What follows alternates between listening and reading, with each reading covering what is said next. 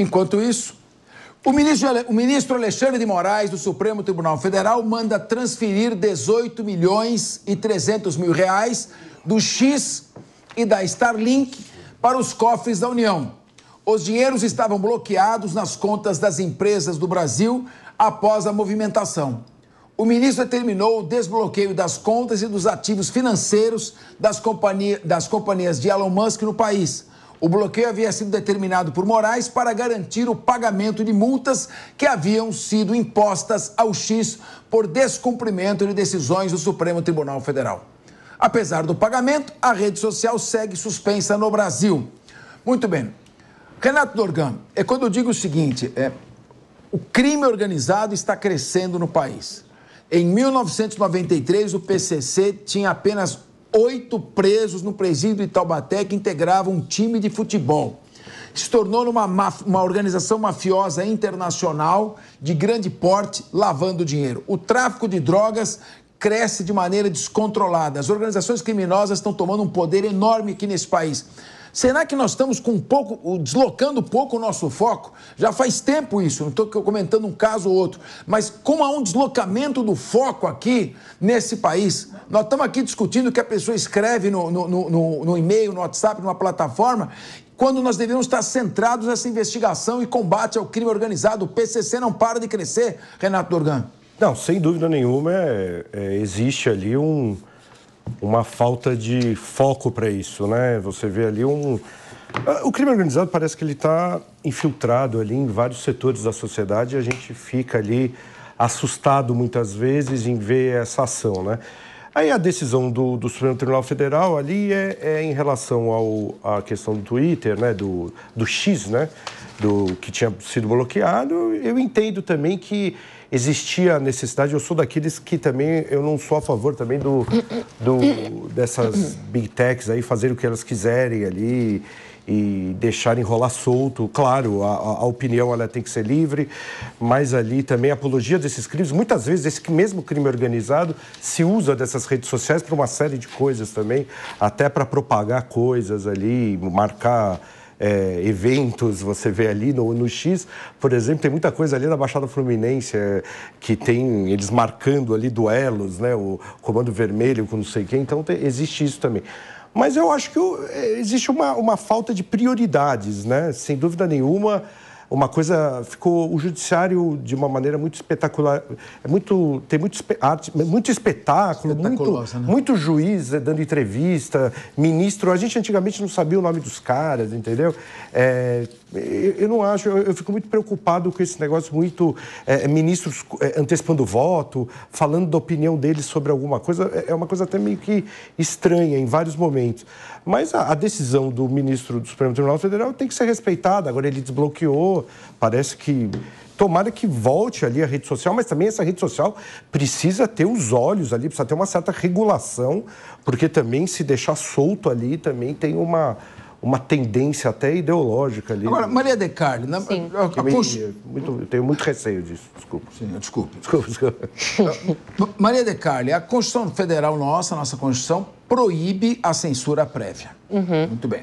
E o Leandro Ferreira colocou aqui no começo do programa, eu lembro quando a juventude do Partido Nazista, em 1933, iniciou o processo de queima de livros. Então, respeitar a manifestação de vontade das pessoas, os veículos de comunicação pelos quais ela expressa essa vontade, fazer com que cada um responda pelos seus excessos. Porque ninguém, como disse o Renato Dorgan, ninguém pode usar as redes sociais para praticar crime ou incentivar alguém a cometer crime.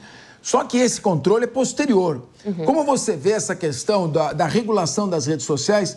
A minha pergunta que eu faço, queria até gerar, não bastaria obrigar a pessoa a se identificar pelo seu CPF e proibir qualquer tipo de imagem, de mensagem ser veiculada de maneira anônima através de IPs? Então, é complicado, né? Porque a internet hoje em dia é terra de ninguém. A gente fala, a gente cita, muitas pessoas têm perfis falsos, com CPF falso, CPF de pessoas que já morreram. Então, é um lugar muito obscuro que ainda precisa muito ser estudado, muito ser regulado, muito ser, enfim, né, vigiado aí. Não vigiado em excesso, porque, como você disse, tudo que é censurado em excesso prejudica, no final das contas, o usuário e o possível avanço de uma tecnologia que pode ser benéfica para a informação, para o fluxo de informação, para o acesso à informação. O bloqueio do X foi, de fato, um grande problema, principalmente para os seus usuários, para as pessoas que se informavam com política lá dentro, para candidatos que não têm acesso a outro tipo de plataformas, porque não tem tanto dinheiro, ali eles faziam as propagandas eleitorais dele, isso trazia mais democracia ao debate.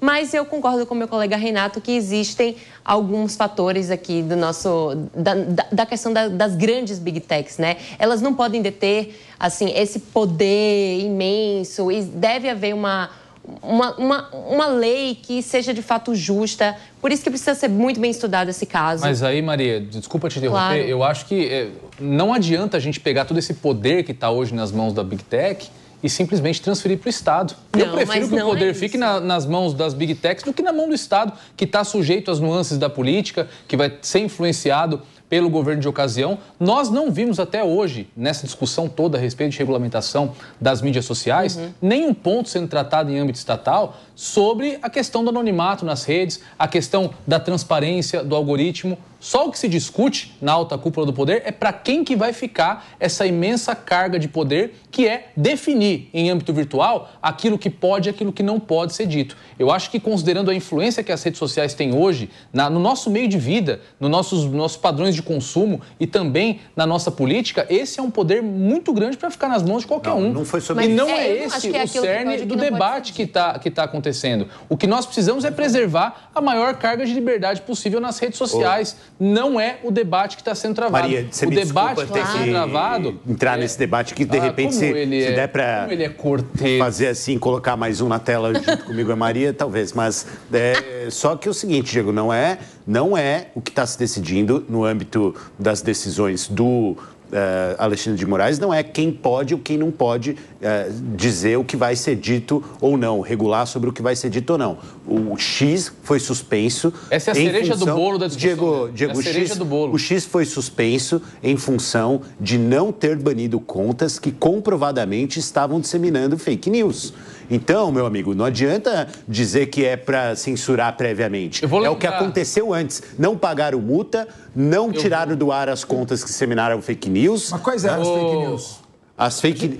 Que fake news? Quais são? Deixa eu lembrar para o Leandro, professor Capeza, onde esse debate todo começou. Porque há alguns meses... A origem é a seguinte, o X recebeu uma ordem para tirar as fake news. Só fiz uma pergunta, se alguém já se perguntou quais eram essas fake news, quais era o teor das fake news? Porque, por exemplo... Fake news é uma opinião, às vezes. Não é uma opinião. Quando você está desacreditando o sistema eleitoral, você está disseminando fake news. Quando você está dizendo que o sistema não é auditável, Capês, e isso está no âmbito desse processo, desse inquérito, né? Se as pessoas estão afirmando que o sistema não é auditável, elas estão dizendo uma mentira. Portanto, é fake news. Ô, Leandro, eu gosto sempre de lembrar onde isso tudo começou. O Elon Musk denunciou aqui no Brasil que ele estaria recebendo ordens do Supremo Tribunal Federal para derrubar conteúdos e que não poderia dizer às pessoas que veicularam esses conteúdos que se tratava de ordem judicial. Deveria disfarçar isso para esses produtores de conteúdo de violação de diretrizes da comunidade. Isso é seríssimo. E olha o que nós estamos repercutindo aqui agora, que é mais um dos capítulos dessa crise entre as plataformas digitais e o Supremo Tribunal Federal. O fato de que o ministro Alexandre de Moraes desbloqueou e transferiu para os cofres da União patrimônio do X, que foi bloqueado no âmbito desse inquérito, e patrimônio da Starlink, que é uma empresa que não tem nada a ver com esse processo. Está tendo um invencionismo jurisprudencial, um invencionismo legal para travar essa suposta guerra contra as fake news, que está criando um precedente perigosíssimo no país. Não existe grupo econômico entre o X e a Starlink. A única coisa que eles compartilham é uns proprietários, que é sempre bom lembrar que são empresas que que têm capital aberto na Bolsa, que têm milhares de acionistas. Isso é um completo absurdo e isso causa mais um pouco de insegurança jurídica no nosso país. A pessoa que está ali, o investidor estrangeiro que quer colocar o dinheiro dele aqui no Brasil, não vai trazer o dinheiro dele para cá, porque aqui uma canetada de um ministro pega o dinheiro de uma empresa cuja atividade não tem nada a ver e bloqueia o dinheiro da empresa para garantir multa de outra. Isso é um completo absurdo e é só uma das irregularidades que nós temos nesses inquéritos. Tem a questão da citação que foi feita por menção na rede social. Algo que, assim, também existe em âmbito penal a possibilidade de intimação de atos processuais por e-mail, por WhatsApp, de modo que você tenha uma incontestável ciência da parte que é intimada. Agora, o Elon Musk tem uma média de 800 mil menções por dia. Diego. Eles responderam a mensagem. Tudo bem, mas é irregular. Nós temos o devido processo legal, nós temos código de processo civil. Diego, 7 de setembro já passou, cara. Não tá mais na hora de fazer discurso, não. Pode ir bola pra frente, cara. Bola pra frente, cara. Cumpre. Decisão da justiça cumpre. Se essa é a forma que você tem para descredibilizar o meu argumento, Leandro, é válida. Você só não conseguiu atingir o mérito dele. Que nós temos irregularidades, nós temos aí uma persecução judicial contra alvos. E eu concordo, decisão judicial tem que ser cumprida. Não estou isentando o Elon Musk aqui dos erros que ele cometeu. Ele não poderia ter tirado a representação do ex do país, mas eu gosto sempre de lembrar que o Telegram não tem representação aqui, está ativo, o Discord não tem representação aqui, está ativo, a Wikipédia Telegram cumpre decisão judicial. Não tem, enfim. E nós temos no Marco Civil da Internet o banimento da rede, como aconteceu com o X, como última medida. Até lá tem muitas outras coisas que poderiam ser feitas. Ele poderia ter expedido uma carta rogatória para cumprir essa decisão no exterior. Existem dezenas de ferramentas no nosso processo civil para que essas multas fossem devidamente executadas. O problema é que a rede social ela traz um tempo de excessos. Você vê que tanto o ministro Alexandre de Moraes como o Elon Musk, eles pecam pelos excessos. Como a dona Deolane, doutora Deolane, que me sai da prisão com uma ordem judicial e peca pelo excesso. Entendeu? Pega, não consegue segurar. Então, assim, existe um Estado de direito acima das redes sociais. Porque se as redes sociais ultrapassarem o Estado de Direito, aí é uma nova ordem e aí a gente tem que começar a se preocupar um pouco. Porque estou achando que todo mundo está pegando pelo excesso. Até os representantes do Judiciário, isso que me assusta. O Estado de Direito pressupõe o governo das leis e não dos homens. Né? As leis prevalecendo sobre a vontade dos homens é o direito positivo, a vontade objetiva da lei.